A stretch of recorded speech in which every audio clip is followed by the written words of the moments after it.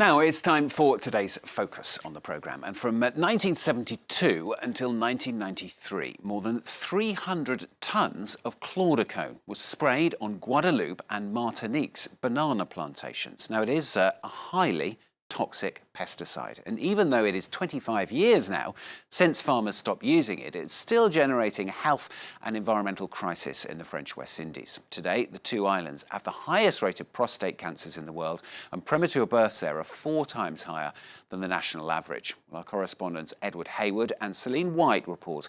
Locals say despite ample scientific evidence, the French government has ignored the impact the pesticides have had. With 80,000 tons of the fruit exported each year, Martinique's banana trade is key to driving its economy. But the business has come at a high cost. Banana plantations are accused of spreading poison deep in the land and water of Martinique.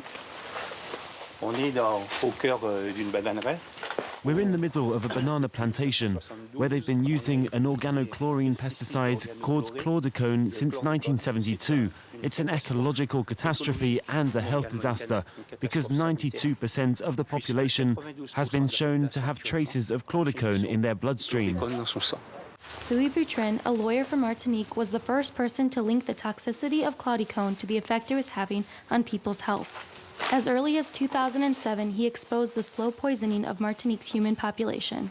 For decades, our drinking water was full of chlordecone. The food was contaminated. That's just what happened here. In 1976, the U.S. banned the use of chlordecone after scientific studies proved it was dangerous. But banana plantations in the French West Indies continued to use it until 1993.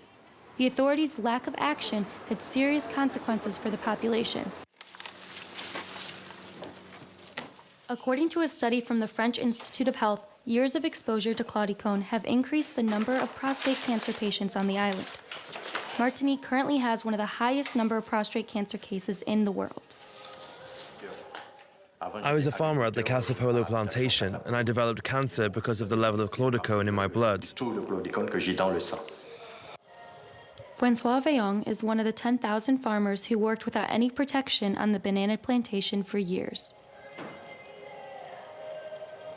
Nobody told us it was this serious. We know it's poisonous and we should have been more cautious. But you know, employers don't tell us those things. A few farmers' rights associations have tried to take legal action to help victims, but they were not successful. Not a single complaint has led to a trial. But Josiane Jos Pelage refuses to give up. Working in a maternity ward, she saw all too well the impact of chlordecone on the population. I worked here for 7 years. I was a pediatrician in this ward, and at that time we saw so many premature babies. There were a lot of premature births. In 2010, she commissioned a successful study to prove the correlation between pesticide poisoning and premature births. Yet nothing has changed. Of course there are studies, but the moment you move away from the theoretical side and look at the actual support that's available for pregnant women, then we hit a wall of denial.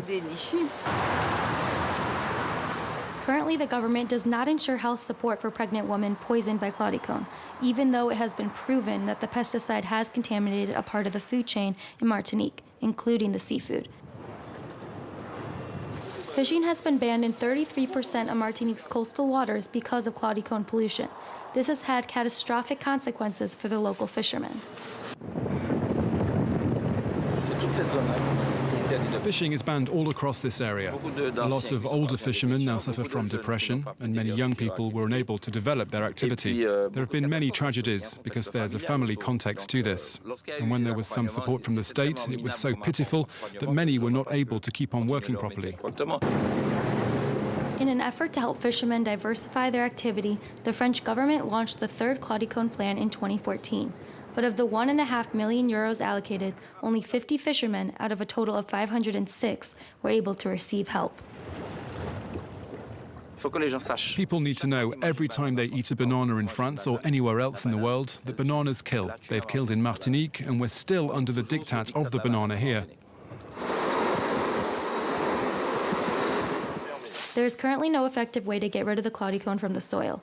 Regardless, Abdul-Jareh continues to grow fruits on the contaminated land.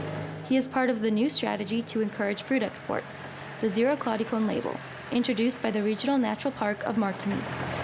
Fruits that grow above the ground are considered toxic-free since chlordecone cannot travel through tree trunks.